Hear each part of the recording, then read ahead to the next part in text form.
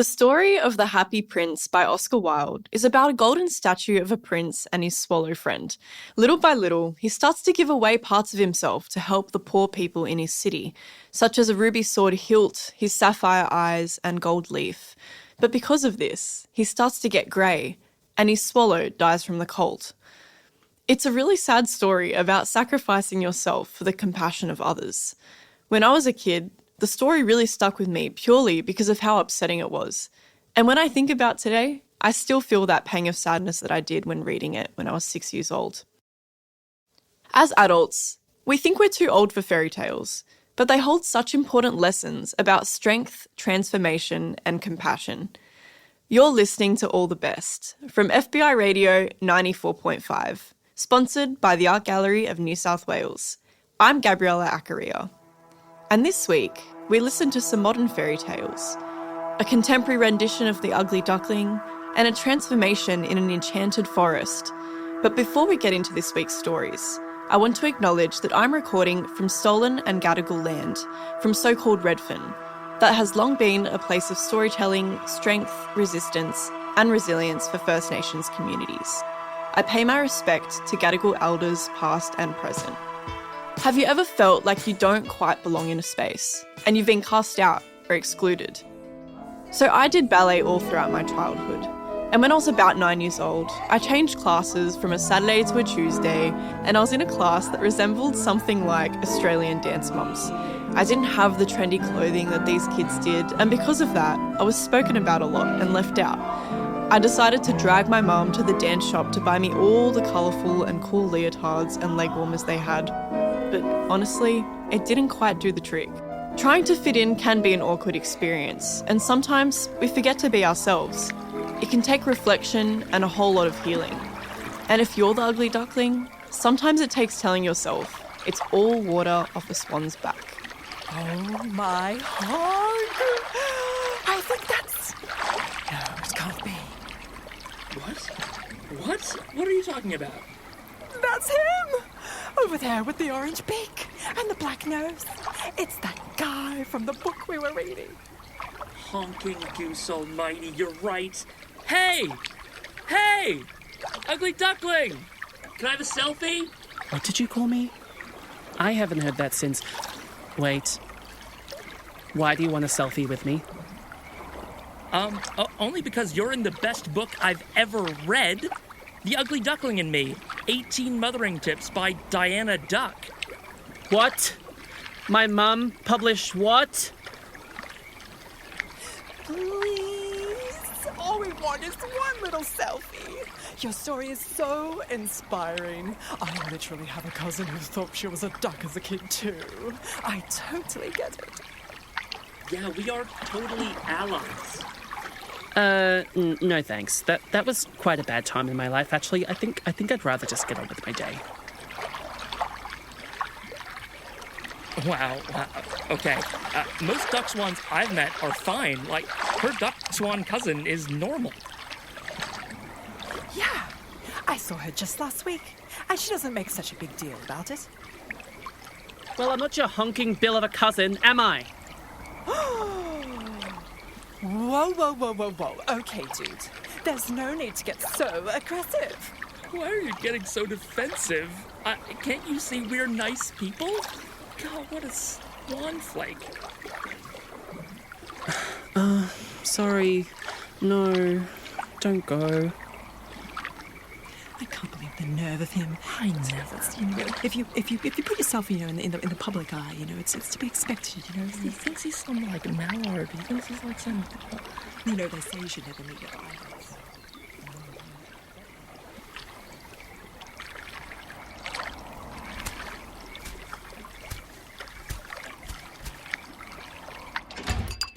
Hello, Swanathon. Hi, Sweenie. What's the matter, my signet? You know what? It was my fault for going outside anyway. What do you mean? Did somebody say something to you about the book? Yeah, this honking book. Wait. How do you know about my mum's book? Well, it is top of the charts, Swanee. It's a bit hard to miss. I heard about it on a podcast I was listening to, and I've been meaning to talk to you about it. Did something happen? These people said they were allies for duck swans, but honestly, they actually kind of came off as swan phobes. They insisted on getting a photo with me because, well, you know, and didn't even stop when I told them no. They thought it was okay to get up in my beak and preach to me because they have some duck swan cousin, but my experience is my experience, not theirs. I mean, it's just totally quacked. I can't even feel safe swimming around the pond because some people can't seem to understand that duck swans go through a quacking lot, especially me. What do we say when life gets a bit too quacked? Do I really have to say it? I don't really believe in all that honkus-ponkus. Swanathon, it's mental health care. Nothing about it is honkus-ponkus. Now just say it out loud. It can't hurt. All right. It's all water off a swan's back. There you go. How do you feel? Wow, that actually worked. Maybe it's not just a bunch of guano after all. You're welcome. Now, what do you want for tea? We can talk this all over with the bread we have in the fridge. Bread? No. That stuff always makes me explode. Yeah, me too, actually. But it's just so good. I can whip up some frozen peas instead. Yeah, that sounds great. I think I'm going to go lie down and play some Untitled Human game. Oh, wait for me. Let's play together.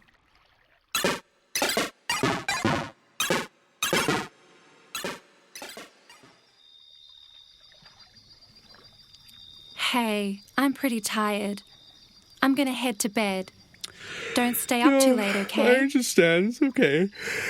You've had a long day. Hey, I'm proud of you. I'm sorry you had such a flap of a day, but tomorrow is a new day. I love you. Thank you. Really. I love you too. Good night.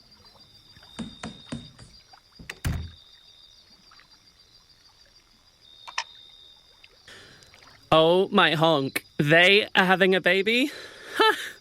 I thought they were seconds from breaking up, but I guess not. Oh no. Another celebrity died? What a tragedy. When will the horrors end? Duckworth just messaged me on BeakBook. He says it's Mum's birthday tomorrow and I've been invited. I haven't been at the duck pond since... Well, I guess I have to go now.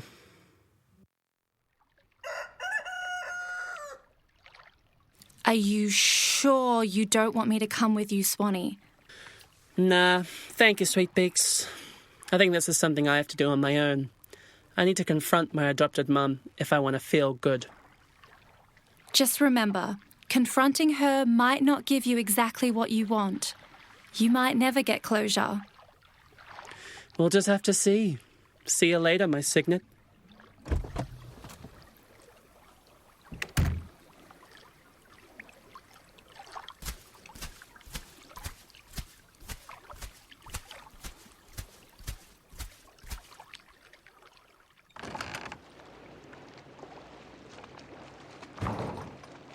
Ducky! I could tell from that ugly beak it was you. It's been too long, my duck. Yeah, that's me. Did you listen to that Drake song I sent you? Sorry, I don't really listen to Drake. Happy birthday, Diana. Thank you, dear. Your brother is right. It has been a very long time since we have seen you, Ducky. You never visit us anymore. It's truly maddening with such an empty nest. I really can't understand why you don't pay us regular visits. I can probably think of a reason or two. What was that, bro? I've just been really busy. That's all. Busy? You're a musician, aren't you, bro? Can't be that hard to come up with a good duck song. Swan song. Oh, yes, of course. Swan song. I'm sorry, that language just doesn't come naturally to me, you know? He's been trying really hard to be a good brother for you, Ducky. Enough! I am not a duck. I am a swan. Bro! No, just quacking no. You listen to me now. This family hurt me. You hurt me. You hurt me by calling me ugly and not accepting me. You did everything in your power to make me hate myself. Every single conversation we had was about how I was different and needed to change. All you wanted was for me to be like you and perfect, and I'm not honking perfect. I'm me, and you could just never see that. Darling? No, I'm not done. I was the one who was called ugly. I was the one who was discarded, and you thought it was a good idea to publish my story in a book? You published my story, Diana. You turned my adversity, my pain, and made it an inspiring tale about you. Why does it even have to be a story, huh? I mean, quack's sake, on top of everything else, now I have to carry this pain with me everywhere I go because of you. Well, I didn't know you felt that way. I didn't realise I was such a horrible mother. Thank you so very much for reminding me about how awful I am. Way to go, Ducky. Yeah, go on, leave. I don't need you.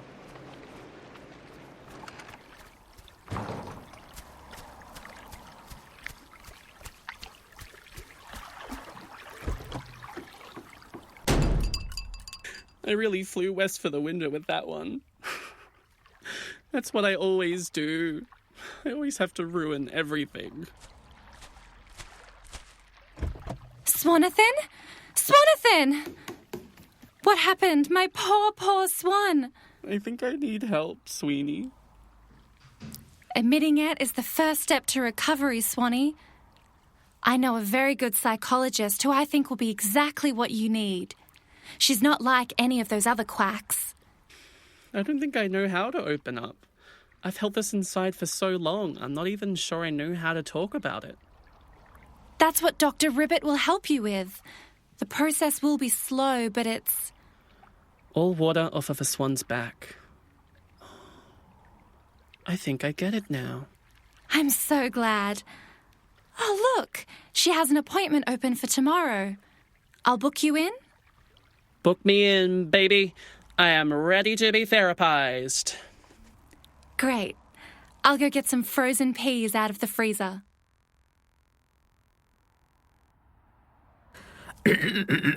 Ribbit. Swanathon? Yep, that's me. Would you like to follow me into my office, please, Swanathon? Of course.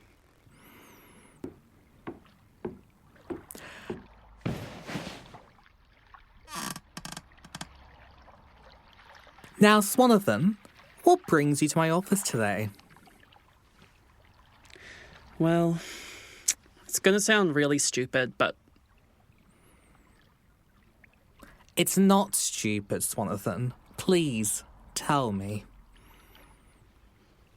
Oh, yeah. I guess it isn't stupid, is it? No, it's not. Try to explain why you decided to see me today without deprecating yourself. Sorry. Okay, not a great start, huh? Any start is a good start. Now, I hope you don't mind, but I am going to take some notes down my lily pad. Oh, that's fine. Good. Well, my name is Swanathon. I was a swan who was raised as a duck. When my adopted family realised I was a swan, they abandoned me. My adopted mother, Diana, published a book about what it was like to raise a swan as one of her own, and is now a New Honk Times best-selling author. What's weird is that she still calls me a duck, even though she's completely aware that I'm a swan and always have been. I guess I haven't really processed the whole ideal, and I just want some help to understand how to feel better and how to get closure. Thank you for telling me all of that, Swanathon. I want to start off by saying you're very brave for coming here to see me today. Secondly, I want to let you know you might never get closure or even feel better, per se. Never get closure?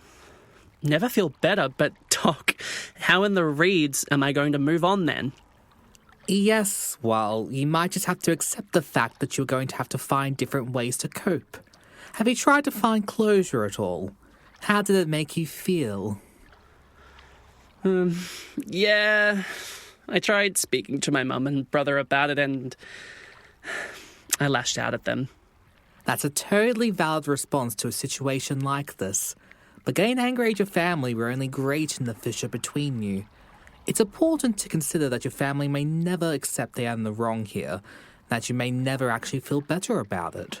But that's awful. They did badly by me and I want to feel better.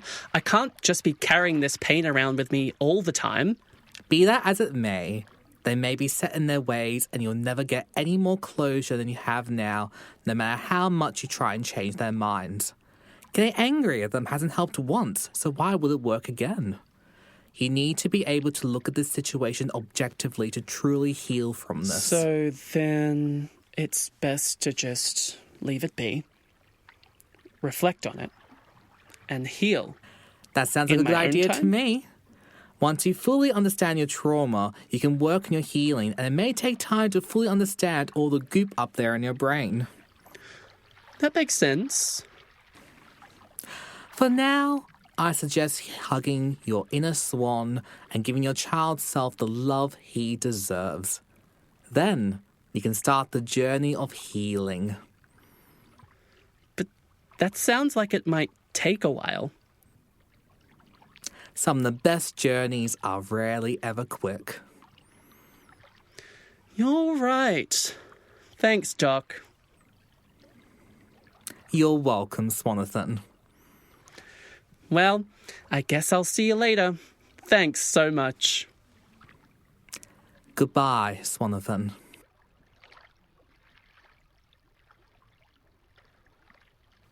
Hi there. Sorry, I'm completely lost. Oh, hello. Oh, no. How can I help you? Yes, I was just wondering if you know how to get to Lake Pondomy from here? Of course. You just take a left at the bell tower, and then you... Oh, my giddy hen! You're the ugly duckling from that book. Okay, remember what Dr. Ribbit said? Responding with anger won't help. Just keep paddling. Yes, that's me. What was it like? It must have been horrible. You look so put together for someone who went through such horrible things. I would prefer it if we didn't have this conversation, if you don't mind. I'm going to float away now. I hope you have a good rest of your day and find what you're looking for. My word, how rude! I just wanted to have a nice conversation about how inspiring I think he is.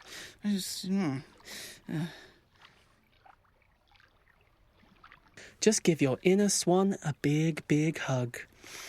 Yeah, that's good. All water off a swan's back. It's all water off of a swan's back. You're listening to All the Best, proudly sponsored by the Art Gallery of New South Wales on FBI Radio 94.5. I'm Gabrielle Accaria. That story was produced by Persephone Waxman. The sound design and score was by Julian Smith Gard. It was originally made for Script Roulette, an audio fiction incubator and a collective based in Nam. They've got a podcast too. Check it out at Script Roulette Podcast. So, empathising with the ugly duckling sometimes takes waking up in someone else's feathers. Because we all need to be taken care of sometimes. Because really, we are all just reflections of one another. Deep in the forest and up the hill, past the blackberry bushes and through the great oak trees, a hidden stream whispered through the woods. The water flowed down from high up in the mountains. Some of the villagers said that this water was blessed with the memory of time. One summer morning, a very long human wandered into the forest and stopped by the stream for a drink. In the water's reflection, a very long human stared back. The leaves began to rustle and a soft voice whispered from the forest. Different bodies, hearts the same. Here, where the water knows your name. Who said that? Asked the very long human, but the forest stayed still. The water tasted strange, like a memory from a day that had not yet come.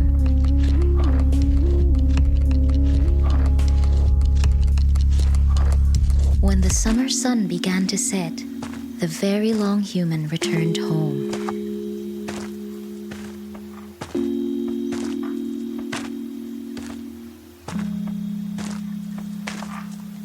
The next day, a tiny peeping sound woke the very long human. Sleepy, the very long human reached out to stretch. A pair of small fluffy wings fluttered instead of very long arms. The ground was gone. In place of a bed were twigs and leaves.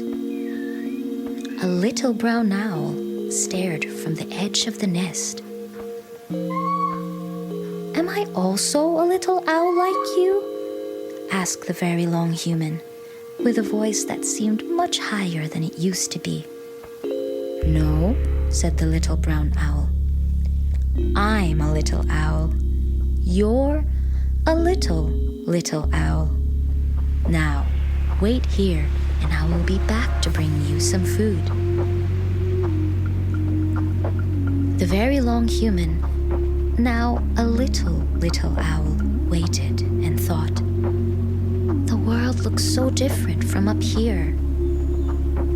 The blackberry bushes were now little specks, and the bubbling sound of the stream was so far below. The little owl watched this new world with bright yellow eyes. Just then, a sudden wind rushed through the branches of the great oak. One particularly strong gust tipped the small bird right over the edge of the nest. The little owl flapped its wings as down it fell, spinning through leaves, branches, and landing with a soft thud on the forest floor.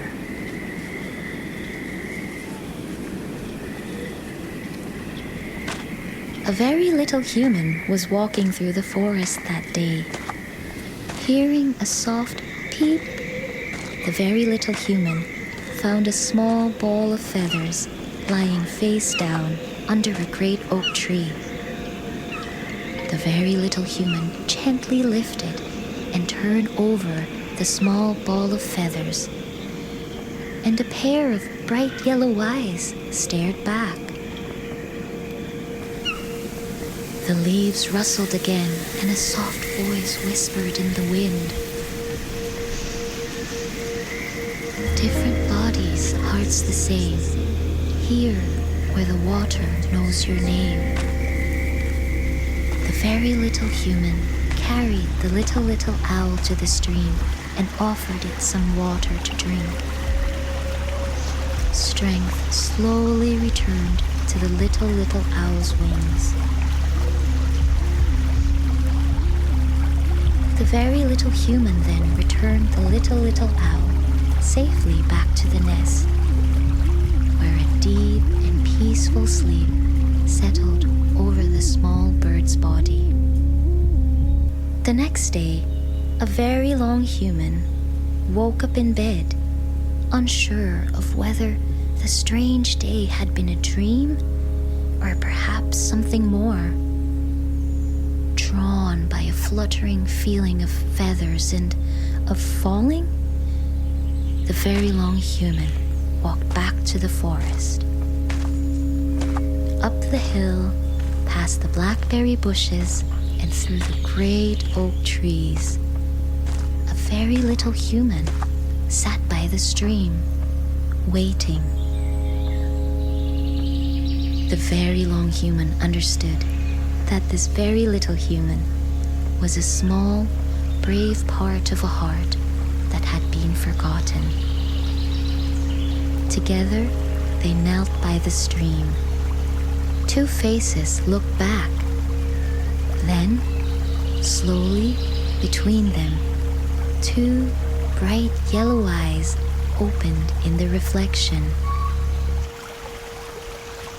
The leaves rustled softly and the forest whispered. Different bodies, hearts the same. Here where the water knows your name.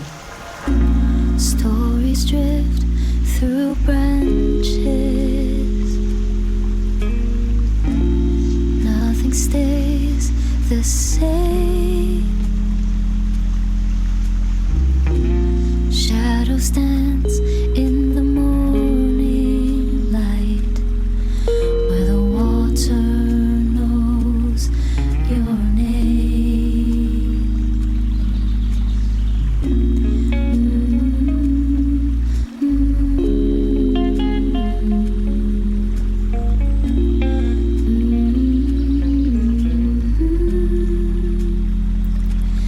In the gentle rain, there's a heart that's true, where the water knows your name. You're listening to All the Best on FBI Radio 94.5. I'm Gabrielle Accaria. That story was produced by Sound Commons Project, made up of Luca Gambirasio and Charity Rosario. It was made for All the Best 24-hour radio race in November 2025, inspired by the time a pair actually rescued a baby owl, which, yes, is called an owlet. And if any of these stories ruffled your feathers, you can find more episodes of All the Best on the Community Radio Network or wherever you get your podcasts. Also, we've got pitches open for a couple of weeks. We're looking for stories, interviews, poetry, radio streetscapes, anything at all about housing. Lousy landlords, share house scenarios, rising rents, new ideas of home. Head to our Instagram @allthebestradio or website allthebestradio.com for details. Pitches close 19th of May. All the Best is made at FBI Radio on Gadigal land, in association with SYN and 3RRR, on Wurundjeri, Woiwurrung and Bunwurrung lands, and ACCC on Arrente and Warramungu lands. Kwame Slusher is our production manager. Katarina Fraga Matos is our community and programming manager. The All the Best executive producer is Mel Bakewell. Imogen Brosnan is our digital media trainee. Patrick McKenzie writes our newsletter. And a special shout out to our amazing volunteers, Ash, Emma, Jess, Lindsay, Maya, Miles, Sharon, Sue and Tani. Shining Bird composed our theme music and Annie Hamilton designed the artwork. We're heard across Australia on the Community Radio Network, and we're made possible by the Art Gallery of New South Wales and the Community Broadcasting Foundation. You can find our full archive of almost 700 episodes at allthebestradio.com. I'm Gabriella Accaria. Thanks for listening.